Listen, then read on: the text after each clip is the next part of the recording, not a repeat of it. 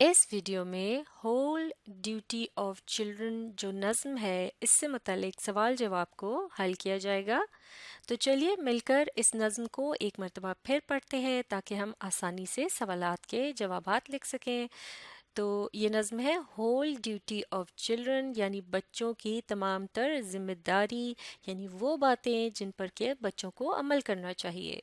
तो मिलकर पढ़ते हैं। A child should always say what's true and speak when he is spoken to, and behave mannerly at table, at least as far as he is able. Robert Louis Stevenson ने इसे लिखा है और यहाँ आप देख सकते हैं ये भी राइमिंग कपलेट की तर्ज पे लिखी गई है नज़्म। जैसे ट्रू और टू आपस में राइम कर रहे हैं यानी एक कपल या दो लाइनें जो है मिलकर राइम कर रही हैं।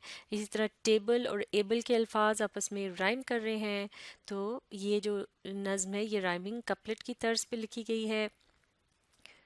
तो इस छोटी सी नज़्म में रॉबर्ट लुई स्टीवनसन ने जो बच्चों को अच्छी नसीहतें की हैं उनमें से सबसे अहम है कि सच बोला जाए।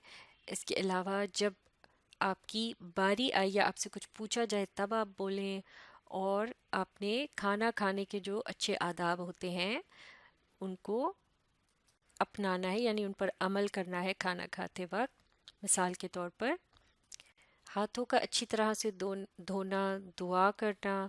इसके अलावा जब मुंह में खाना हो उस वक़्त बात नहीं करनी चाहिए, मुंह बंद करके खाना खाना चाहिए, कोनियों को मेज़ पर नहीं टिकाना चाहिए जब आप खाना खा रहे हों।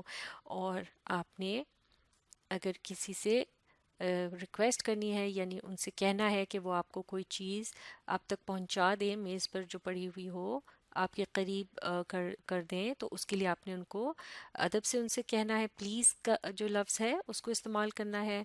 और इसके अलावा आपने इस बात का भी ख्याल रखना है कि जब तक सब लोग खाना न खा चुकें तो आपने मेज़ पर से नहीं उठना। और अगर आपको बहुत यानी कि अहम कोई मसला पेश आ जाए, अचानक आपको कहीं जाना पड़ जाए, तो फिर आप इजाज़त लेकर या बता कर जाएंगे। और जिस हद तक भी हो सकता है आपने इन अच्छी बातों पर अमल करना है। ये नसीहत है रॉबर्ट लुई स्टीवनसन की। तो चलिए अब देखते हैं इस नज़्म से मुतालिक सवाल जवाब। Section be reading and critical thinking, part 1 reading comprehension. इसका पहला हिस्सा है answer these questions. Number 1, how should a child behave at the table, यानी एक जो बच्चा है उसे मेज़ पर किस तरह से पेश आना चाहिए, यानी कि जो खाना खाते वक्त उसे किन बातों का ख्याल रखना चाहिए। तो जैसे कि इस नज़्म में भी यहाँ बताया गया था कि एंड बिहेव मैनरली एट टेबल, यानी जो खाने के आदाब हैं उनके मुताबिक खाना खाना चाहिए। और इसमें बहुत सी और बातें भी आ सकती हैं जैसे कि अभी हमने डिस्कस किया। तो इन सब बातों को हम इस तरह से एक एक करके छोटे छोटे जुमलों की शक्ल में अपने जवाब के तौर पर लिख सकते हैं। लेकिन सबसे पहले आपने इस नज़्म से ही मिलता जुलता यानी वहाँ से जो हमने देखा है जवाब, उसको यहाँ पर पहले जुमले में लिखना है कि a child should behave मैनरली at the table, यानी खाने की मेज़ पर जो आदाब होते हैं अच्छे, उनको एक बच्चे को उनके मुताबिक अमल करना चाहिए।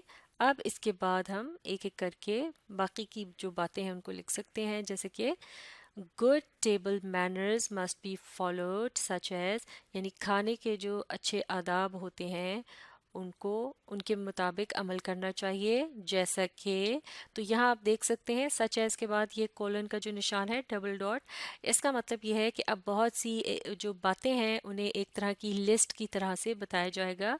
तो चूंकि वो छोटे छोटे से जुमले होंगे या जुमलों के हिस्से होंगे, लिहाजा वो एक एक करके इसके बाद आएंगे।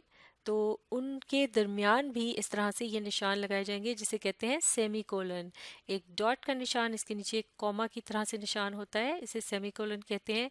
तो जब एक पॉइंट मुकम्मल हो जाता है उसके बाद ये सेमी कोलन का निशान लगाते हैं ताकि बातें जो हैं वो आपस में मिक्स ना हो जाएं, आसानी से ये तमाम पॉइंट्स अलग अलग समझ आ सकें। इसके अलावा अहम बात यह है नोट करने की कि जो आखिरी पॉइंट होता है उससे पहले भी, यानी आखिर में जब आप एंड लगाते हैं आखिरी को पॉइंट से पहले, तो سے پہلے بھی آپ نے اسے پچھلے لفظ کے ساتھ آپ نے اس طرح سے سیمی کولن کا نشان لگانا ہے، یہ بتانے کے لیے کہ اس کے بعد جو آ رہا ہے پوائنٹ یہ ایک الگ پوائنٹ ہے۔ تو یہ ایک بہت اچھا طریقہ ہے، اس طرح سے جب آپ نے بہت ساری باتیں بتانی ہو چھوٹی چھوٹی سی کسی بھی جو ہے جو ٹاپک ہوتا ہے اس کے متعلق، مثال کے طور پر یہاں پر ٹاپک جو ہے وہ ہے گڈ ٹیبل مینرز، تو جیسے کہ اس کو آپ نے پہلے انٹروڈیوس کیا، یعنی پہلے اس کے متعلق اشارہ دیا کہ good table manners must be followed, کہ اچھے جو آداب ہوتے ہیں کھانا کھانے کے ان پر عمل کرنا چاہیے، اور اب آپ بتانے جا رہے ہیں کہ وہ کون کون سے آداب ہوتے ہیں۔ تو پہلے آپ نے لکھا سچ ایز، جیسا کہ، اور پھر کولن کا نشان بالکل اسی ترتیب سے آپ نے ہمیشہ لکھنا ہے جب کوئی اس طرح کا آپ جواب لکھتے ہیں جس میں آپ بہت سی باتیں بتاتے ہیں جو کہ چھوٹے چھوٹے جملوں کی شکل میں ہوتی ہیں۔ تو یہ طریقہ کار آپ استعمال کر سکتے ہیں۔ تو چلے دیکھتے ہیں کہ وہ کون سے اچھے اچھے جو ہیں آداب ہیں، جیسے کہ number 1، not to talk with your mouth full، یعنی آپ نے جب منہ میں کھانا بھرا ہو اس وقت آپ نے بات نہیں کرنی۔ اگلا پوائنٹ دیکھتے ہیں، اس کے بعد دیکھیے یہاں ہے سیمی کولن کا نشان، چونکہ اگلا پوائنٹ اب شروع ہونے والا ہے، اور اگلا پوائنٹ کیا ہے؟ Eat with your mouth closed. آپ نے کھانا کس طرح سے کھانا ہے؟ منہ بند رکھ کے، یعنی کہ کھانا کھاتے وقت آپ نے منہ نہیں کھولنا، اور صرف نوالا منہ میں ڈالنے کے بعد آپ نے اس کو اس طرح سے منہ کو بند رکھ کے پھر آپ کھانا چبائیں گے۔ تو یہ جو ہے کھانا اگر منہ کھول کے کھایا جائے تو یہ ایک اچھے جو ٹیبل مینر ہے اس میں شامل نہیں ہے یہ بات، تو اس کا بہت زیادہ خیال رکھنا چاہیے، خاص کر کے جب آپ سب لوگوں کے ساتھ مل کر بیٹھ کر کھا رہے ہوتے ہیں، تو یہ یوں دیکھنے میں بھی اچھا نہیں لگتا۔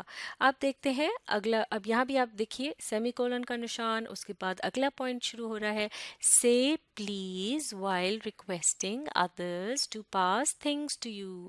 تو آپ نے پلیز یعنی برائے مہربانی کر کے دوسروں کو مخاطب کرنا ہے، یا ان سے بات کرنی ہے جب آپ کسی سے کوئی ریکویسٹ کر رہے ہوتے ہیں، یعنی ان سے آپ کچھ کرنے کے لیے کہہ رہے ہوتے ہیں، جیسے کہ وہ آپ کو کوئی چیز آپ تک پہنچا دیں میز پر جو آپ سے دور رکھی ہو، تو آپ نے پلیز کر کے کہنا ہے، مثال کے طور پہ پلیز پاس می دا جگ آف واٹر، یعنی کہ برائے مہربانی مجھے پانی کا جگ پاس کر دیجئے۔